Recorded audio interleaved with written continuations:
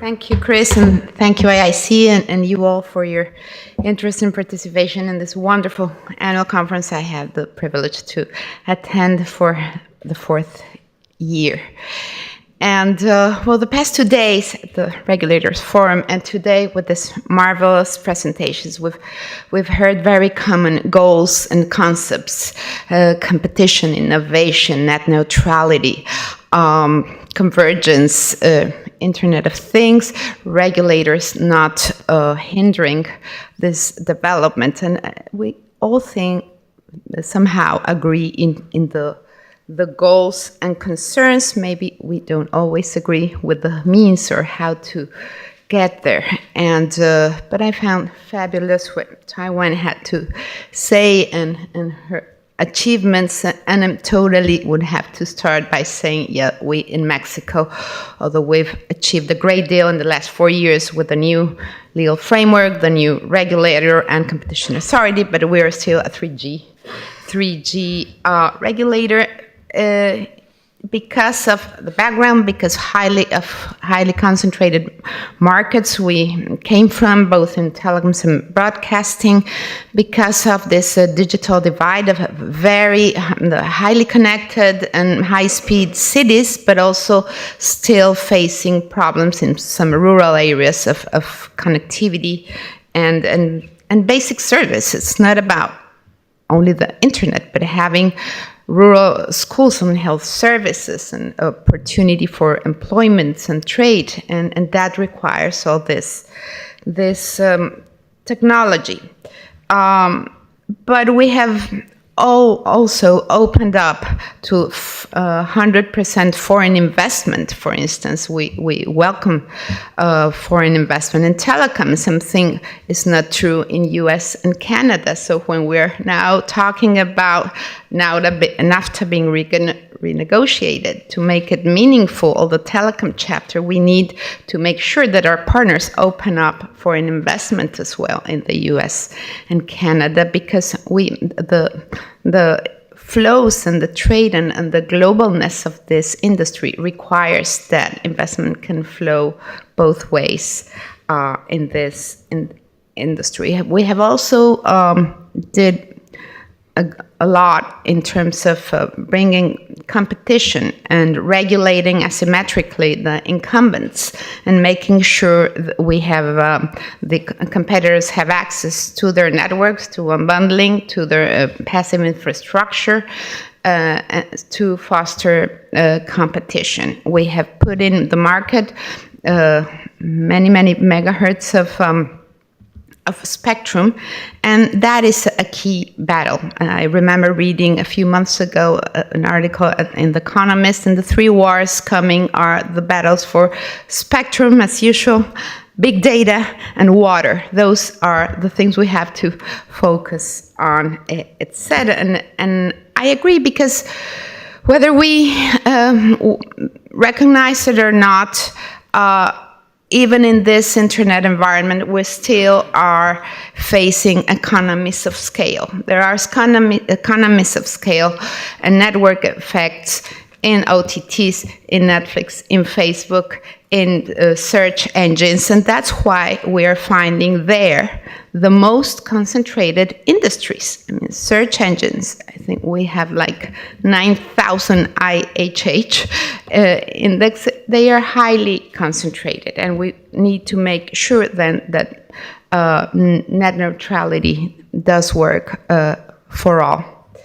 Now, but I would like to give examples rather than more concepts that we've listened to the last few days, as how regulators, I mean, regulation should be a remedy, not an extra problem when there's weak competition or where there's those economies of scale, where there's not enough information for consumers. Then regulation can do something also to protect, in some cases, consumers, children, etc.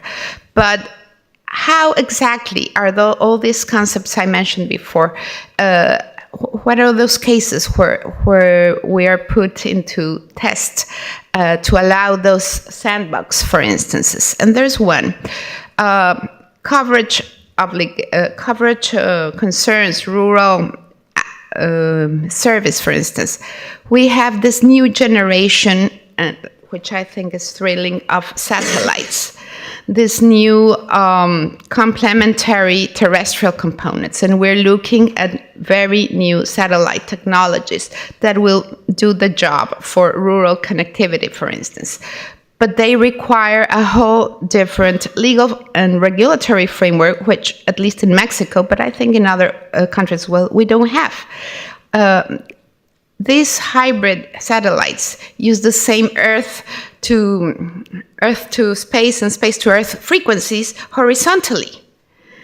And so what's the way to go there?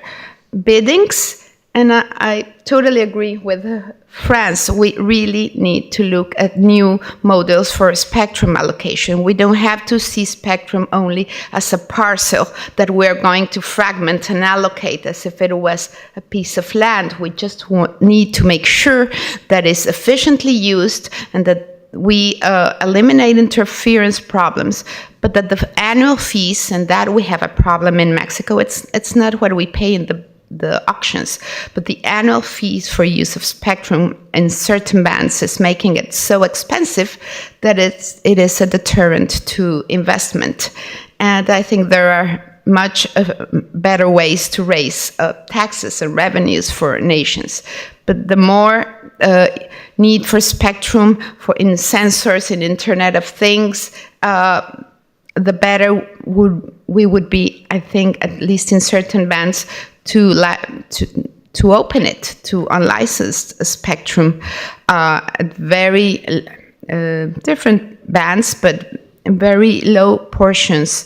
We need to look just not just to the shared economy, but to the shared use of spectrum, and see it more just regulators as air traffic control rather than real estate. And yes, cybersecurity is a concern. In Mexico, we have a plan. We now need to know exactly what's the role of the telecom regulator, how to use big data also to better regulate. For instance, in merger analysis, we need big data to know better what the consumer preferences are, what goods are a substitute of others, to decide what the relevant market is. So we also need to move to use better tools in mergers as compensation authority and forensic investigations. We need to focus more on fiber deployment. The more mobile we want to be, the more fiber we will need. And that's not an easy question. Competitors want to use more and more the incumbents' network, but we would like them all to invest more in fiber. Internet of Things and automated cars, yes, beautiful, but we need to promote more IPv6, otherwise that won't work. Encourage open source platforms like Fireware, which allows to put on all this innovative and creative solutions for Internet of Things, but we need those more open source platforms as well.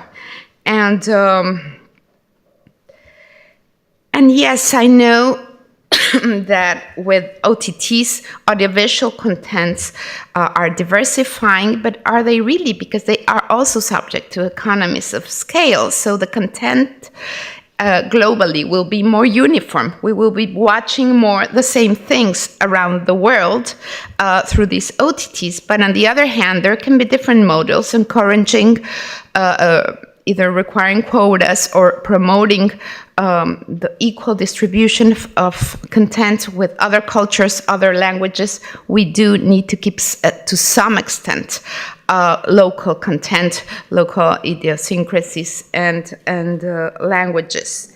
And yeah. So finally, to the right balance between regulation and competition, so that it is a promoter of services for all, for innovation, for efficient use of spectrum, I think is the right way to go, always focusing on consumers so that they still have choices. And of course, we would think there will be more and more choices, but also to the extent that consumers have to pay with their data and don't have the choice paying otherwise, maybe they at some point will have less choices. The choice is either you give up privacy rights or you don't belong to a social network, for instance, or you do not get the service. That's the only choice they have, to refuse or accept the unilaterally conditions made by this new service or information provider. So we'll see more of that with fintech and bitcoins, to what extent consumers in the next generation have more and more options. I think that's, and should I announce? Okay.